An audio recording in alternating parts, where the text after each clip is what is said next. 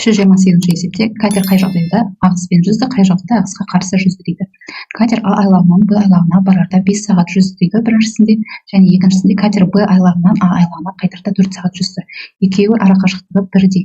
Енді біріншісінде 5 сағат жүріп тұр, уақытты көбірек жұмсап тұр. Екіншісінде 4 сағат уақытты аз жұмсап тұр.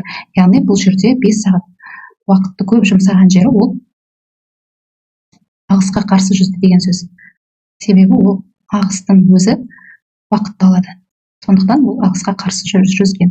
Ал ағыспен жүзсе, керісінше тезірек жетеді. Сондықтан уақыт аз болған жерде ол ағыспен жүзген. 329 есепте жылдамдық берілген 7 км сағат, уақыт берілген 2 сағат, және осы қашықтықты табу керек. Бұл жерде су ағынсыз. Бұндай жағдайда қашықтықты табу үшін сіздерге бастауыштан белгілі жылдамдықпен уақытты көбейтеміз. Жылдамдық деп тұрғанымыз ол 7 км сағат, ал уақыт деп тұрғанымыз ол 2. Сондықтан осы екеуін көбейтіп 14 км екені табылады. Келесі екінші есепте ағыстың жылдамдығы беріліп тұр 2 км сағат, және өзенде сал 2 сағат жүзді дейді. Сал дегеніміз ол өзен ағысымен есептелінеді. Сондықтан осындағы қашықтықты табу үшін осы ағыстың жылдамдығына уақытты көбейтеміз, яғни 2-ні біз 8-ге көбейтеміз, сонда 16 км екені табылады.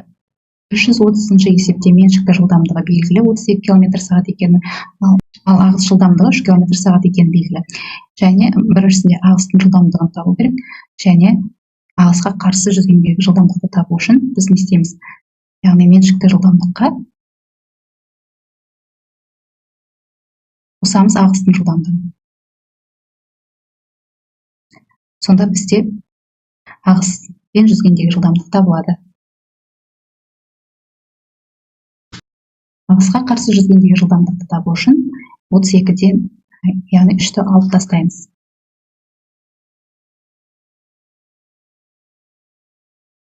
Сонда бізде ағысқа қарсы жүзгендегі жылдамдық 29 км сағат болып тұр. 131 есепте ағыспен жүзген жылдамдық берілген 24 км сағатты екені, және ағысқа қарсы 20 км сағат екені берілген. Енді бізге меншікті жылдамдықты табу формуласын қолданатын болсақ, ол дегеніміз ағыспен және ағысқа қарсы жүрген жылдамдықтарды қосып 2-ге бөлеміз, яғни 24-ке 20-ны қосып 2-ге бөлеміз. Ол дегеніміз 24-ке 20-ны қоссақ 44, 44-ті 2-ге бөлеміз 22. Яғни меншікті жылдамдық деп тұрғанымыз ол 22 км сағат екен.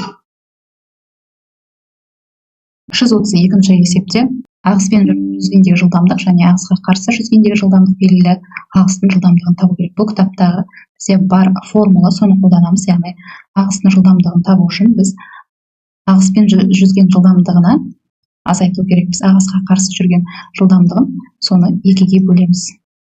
Яғни ағыстың жылдамдығы сонда 30-дан 26-ны азайтсақ 4, 4-ті 2-ге бөлетін болсақ ол 2.